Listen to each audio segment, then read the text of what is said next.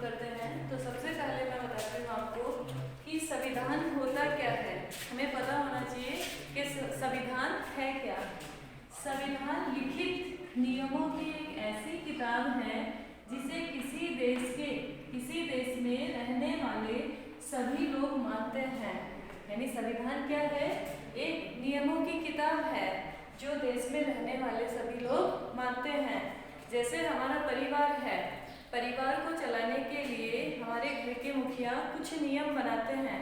वैसे ही हमारा देश बहुत बड़ा है, बहुत सारी जनसंख्या रहती है, तो इतनी सारी जनसंख्या को सुचारू रूप से चलाने के लिए नियम बनाए गए हैं और वो नियम क्या है? संविधान है, संविधान कहलाते हैं। यानी नियमों के अनुसार, नियमों के अकॉर्डिंग सुचारू रूप से चलाया जा सकता है।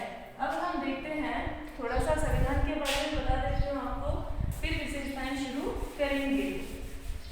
संविधान की शुरुआत यानी कब से बनना शुरू हुआ? तो संविधान सभा की प्रथम बैठक 9 दिसंबर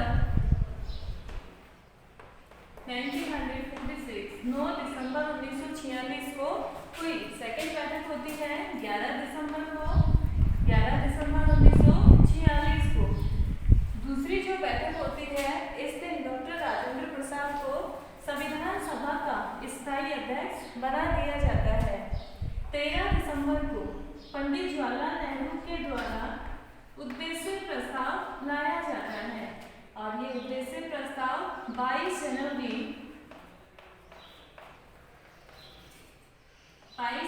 को ये उद्देश्य प्रस्ताव संविधान सभा पारित कर देती है। ऐसे करके हमारा संविधान रेडी हो जाता है 26 नवंबर 1949 को।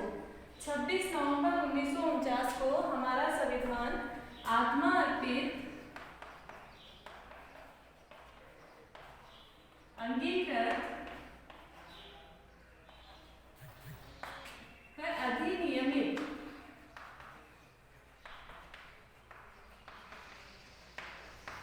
किया गया। 26 नवंबर 1949 को। टोटल अनुच्छेद है हमारे संविधान में 395। इनमें से 16 अनुच्छेद इस दिन लागू किए गए। तो आपसे क्वेश्चन पूछा जाए कि संविधान आत्मा अर्पित, अंगीकृत और अधिनियमित कब किया गया था? 26 नवंबर 1949 को। और पूर्ण रूप से लागू कब किया गया? 26 जनवरी 1950 को संविधान लागू किया गया। 26 जनवरी डेट क्यों फिक्स की गई? क्योंकि 1930 में स्वतंत्रता दिवस मनाया गया था। 26 जनवरी 1930 में स्वतंत्रता दिवस मनाया गया था। इसी वजह से पूर्ण संविधान 26 नवंबर को लागू ना करके 26 जनवरी 1950 को लागू किया गया। और हमारे संविधान के जनक कहे जाते हैं डॉक्टर भीमराव अंबेडकर। उन्होंने संविधान का प्रारूप तैयार किया था। अब देखते हैं हम संविधान की विशेषताएं, यानी हमारे संविधान की क्या क्या विशेषताएं हैं। तो सबसे पहले देखते हैं संपूर्ण प्रभुत्व संपन्न गणराज्य। हमारा संविधान कैसा है? संपूर्ण प्रभुत्व संपन्न गणराज्य है। यानी संविधान आत्मा अर्पित, अंगीकृत और अधिनियमित 26 नवंबर 1949 को किया गया था। फिर सेकंड विशेषता है हमारे संविधान की प्रस्तावना। प्रस्तावना एक बहुत महत्वपूर्ण होती है। किसी भी संविधान देख लो या कोई निबंध देख लो, प्रस्तावना अपनी जगह बहुत इंपॉर्टेंस रखती है। हमारे देश की प्रस्तावना में एक संशोधन किया गया और उस संशोधन के तहत ये 3 शब्द जोड़े गए। मूल जो प्रस्तावना थी उसमें ये तीनों शब्द नहीं थे। समाजवाद, पंथनिरपेक्षता, अखंडता, ये 42वें संविधान संशोधन के द्वारा जोड़े गए। 42वां संविधान संशोधन हुआ 1976 में। इस वजह से यानी प्रस्तावना में संशोधन हुआ है, इस वजह से 42वें संविधान संशोधन को लघु संविधान भी कहा जाता है। तो क्वेश्चन ऐसे पूछ सकते हैं कि लघु संविधान किसे कहा गया है, कौन से संशोधन को कहा गया है? 42वें संविधान संशोधन को लघु संविधान कहा जाता है, क्योंकि तीन वर्ड्स इसमें जोड़े गए हैं। और डॉक्टर के मुंशी कन्हैयालाल मुंशी ने प्रस्तावना को राजनीतिक कुंडली कहा है। तो ये कोटेशन भी आपको याद रखनी है। ऐसा पूछ सकते हैं कोटेशन देके कि ये किसने कहा है, डॉक्टर के मुंशी ने कहा है। आगे देखते हैं हम, लिखित व निर्मित संविधान, हमारे देश का संविधान लिखा गया है। कितना समय लगा है संविधान लिखने में? 2 वर्ष 11 माह व 18 दिन। 2 वर्ष 11 माह व 18 दिन में हमारा संविधान लिखा गया है, निर्मित है, निर्मित किया गया है। आगे देखते हैं हम, संसदीय शासन व्यवस्था, हमारे यहाँ संसदीय शासन व्यवस्था अपनाई गई है। शासन व्यवस्था 2 तरह की होती है, अध्यक्षात्मक शासन व्यवस्था और संसदात्मक शासन व्यवस्था। अमेरिका में अध्यक्षात्मक शासन व्यवस्था अपनाई गई है और हमारे भारत में संसदात्मक शासन व्यवस्था। संघात्मक शासन प्रणाली भी है और व्यवस्था है संसदात्मक शासन व्यवस्था। संसदात्मक शासन व्यवस्था में कार्यपालिका का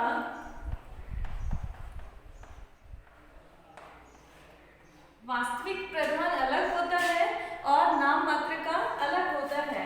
कार्यपालिका का नाम मात्र का प्रधान है राष्ट्रपति जी और वास्तविक जो शक्तियां हैं प्रधानमंत्री और उसकी मंत्री परिषद के पास।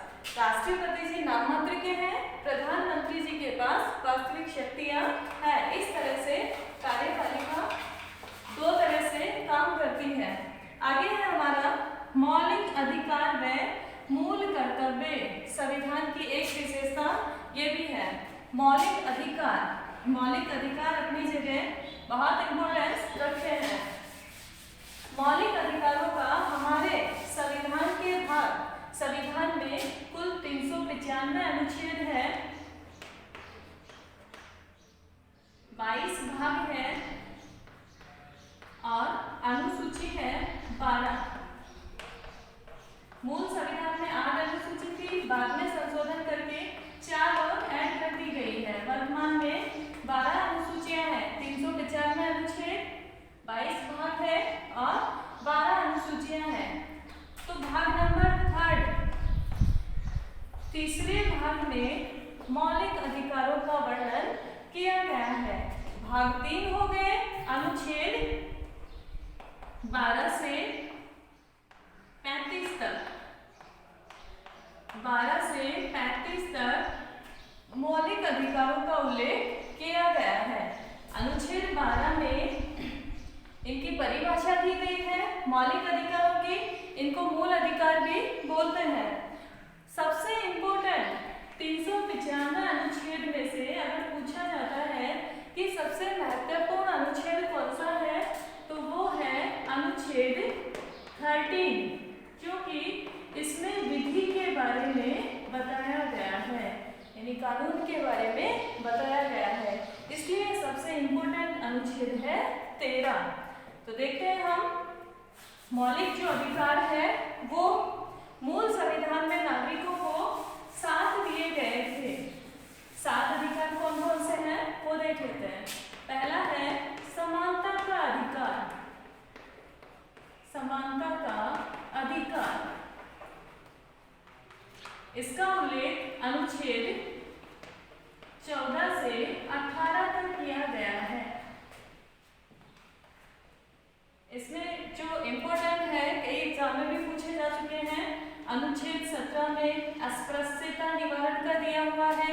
अनुच्छेद 18 में उपाधियों का अंत किया गया है, यानी शिक्षा संबंधी उपाधि दे सकते हो, बाकी जो उपाधियां दी जाती थी उनका अंत अनुच्छेद 18 में किया गया है।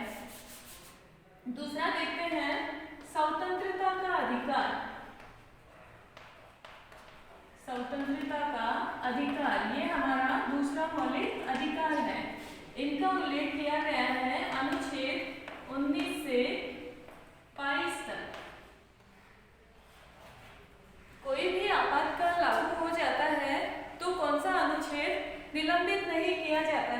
इसी में है अनुच्छेद 20 व 21।